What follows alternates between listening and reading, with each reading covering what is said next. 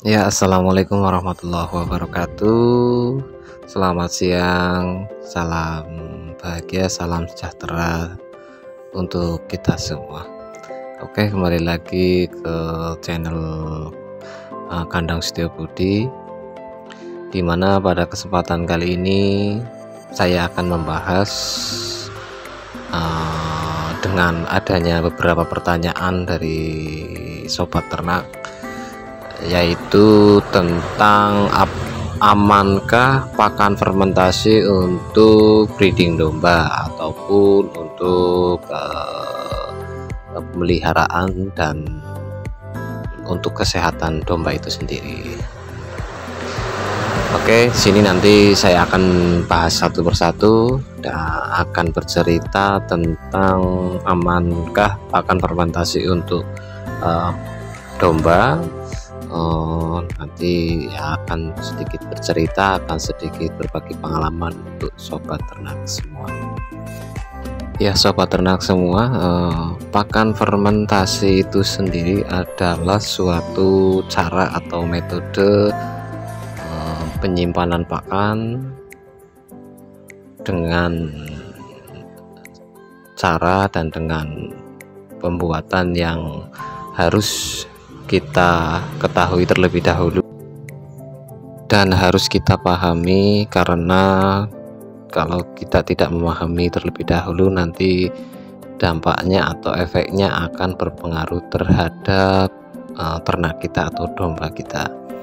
Maka dari itu harus kita dasari beberapa prinsip, beberapa cara atau beberapa metode yang harus kita penuhi terlebih dahulu ya, karena proses fermentasi ini ketika ada satu kegagalan, ada beberapa kesalahan, itu akan kurang baik hasilnya dan kurang baik terhadap ternak kita atau domba kita.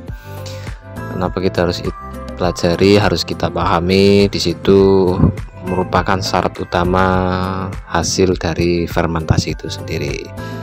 Kadang-kadang sobat ternak atau teman-teman sobat ternak mengapa itu gagal, mengapa itu tidak terjadi maksimal atau tidak berhasil dalam proses fermentasi, yaitu karena memang mungkin ada salah satu kesalahan ya yang harus diperbaiki ya, karena prinsip-prinsip ini harus dipenuhi terlebih dahulu supaya hasilnya lebih maksimal dan lebih baik.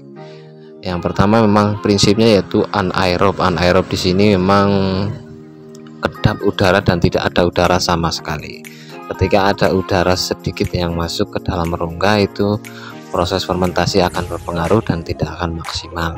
Akhirnya baunya kurang enak dan kurang disukai, atau tingkat palatabilitas ya, jadi ternak kurang suka karena aroma baunya kurang enak ya. Kemudian selanjutnya yaitu prinsip selanjutnya harus padat ya, padat, harus rapat, kedap udara ya, situ padat untuk mengurangi rongga udara. Ketika sudah padat, otomatis akan kedap udara atau tidak ada udara. Kita tutup dengan rapat ya. Kalau menggunakan tong, kita harus pastikan benar-benar rapat dengan menggunakan klem. Itu selanjutnya, prinsip selanjutnya itu kadar air ya. Kadar air di sini menentukan juga untuk proses pada pembuatan fermentasi. Kenapa sobat ternak ataupun teman-teman ada yang mengalami kegagalan, yaitu kadang baunya kurang enak, kadang tidak disukai oleh ternak, yaitu karena memang kadar air itu sendiri terlalu banyak ya, dimana kadar airnya harus sesuai, harus di antara 25% sampai 30% ya. Terus kita tes terlebih dahulu kadar airnya. Kalau memang benar-benar sudah cukup, insya Allah untuk hasilnya akan lebih bagus, lebih baik dan berhasil ya. Kemudian selanjutnya yaitu pada probiotik itu sendiri ya. Probiotik di sini merupakan prinsip atau syarat yang harus kita penuhi dalam proses fermentasi, karena pada proses fermentasi memerlukan probiotik tambahan atau probiotik aktif ya, dimana syarat probiotik ini harus sinkron atau harus sesuai dengan probiotik pada rumen atau lambung ternak ruminansia ya. Artinya ketika kita sudah memenuhi beberapa prinsip, yaitu kedap udara sudah padat, sudah kadar air sudah sesuai, tetapi tidak sinkronkan probiotik itu sendiri, ya otomatis pada rumen tidak akan terjadi penyerapan dengan maksimal.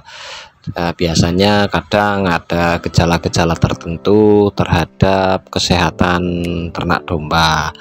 Kadang ada yang mengalami diare atau mencret, ada yang mengalami gangguan pencernaan, atau mungkin bahkan pada domba bunting bisa mengalami gangguan kehamilan. Oke, maka dari itu harus kita sesuaikan probiotik itu sendiri, harus sinkron dengan probiotik yang ada di dalam rumen atau lambung ruminansia, dengan rekomendasi beberapa informasi yang kita dapatkan dari ahli pakan atau pakar pakan ya. Ya, kalau kita sudah memenuhi beberapa syarat itu, beberapa prinsip pada proses fermentasi, insya Allah tidak akan terjadi kesalahan dan akhirnya aman untuk pakan untuk domba-domba kita ya, sobat ternak. Alhamdulillah di kandang kami Setio Budi sudah dari sejak tahun 2019 sampai sekarang dengan prinsip atau kita menggunakan metode pakan fermentasi, tidak ada halangan dan tetap aman dikonsumsi untuk ternak ruminansia ataupun domba ya. Karena pada prinsipnya ternak ruminansia atau domba atau kambing itu pada pencernaannya pada rumen itu sendiri, di situ memang prosesnya selama hidupnya adalah fermentasi dalam rumen atau dalam lambung itu sendiri. Jadi ketika kita memberikan pakan fermentasi ya tetap sesuai dan nyambung ya sobat ternak. Jadi rumennya kerjanya secara fermentasi, kita kasih pakan fermentasi, otomatis nyambung. Jadi nggak ada kesalahan atau nggak ada perbedaan gitu sobat ternak ya. Oke, mungkin cukup sekian beberapa cerita atau beberapa pengalaman yang ada di kandang Setio Budi tentang amankah pemberian pakan fermentasi itu sendiri. Insya Allah kalau sudah memenuhi beberapa syarat tadi, beberapa prinsip, insya Allah tidak akan terjadi kesalahan dan tetap aman gitu ya sobat ternak. Oke, mungkin cukup sekian dari kami kandang Setio Budi, mudah-mudahan bermanfaat. Kita saling sharing, kita tidak memberikan atau minteri ya, kita hanya berbagi pengalaman. Dan kalau ada kritik dan saran silakan komen di channel kami. Mudah-mudahan kritik dan saran sobat ternak bisa membangun, bisa memberikan pengalaman baru juga bagi kandang Setio Budi. Oke, salam sukses untuk kita semua para sobat ternak, tetap semangat, tetap optimis, semoga kita semua selalu dalam lindungan Allah Subhanahu wa Ta'ala. Oke, terima kasih. Khairul kalam. Wassalamualaikum warahmatullahi wabarakatuh.